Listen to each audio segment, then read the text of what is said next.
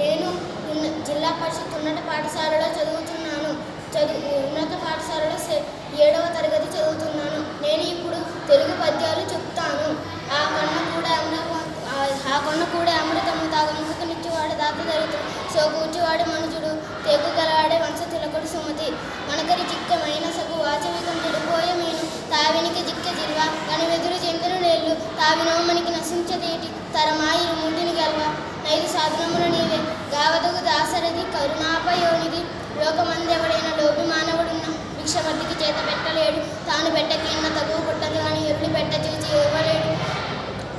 దాత దగ్గర చేరి ధనముళ్ళ పోయినట్టు జహతో జాడిని చెప్పుతుండు ఫలము విఘ్నంపై బలసంతమునందు మేలు కలిగిన చాలా మిడుచుకుండు శ్రీ రమానాథ ఇటువంటి క్రూరు మనకు భిక్షకుల శత్రువుడి పేరు పెట్టవచ్చు భూషణ వికాస శ్రీ ధర్మపుర నివాస దుష్ట సంహార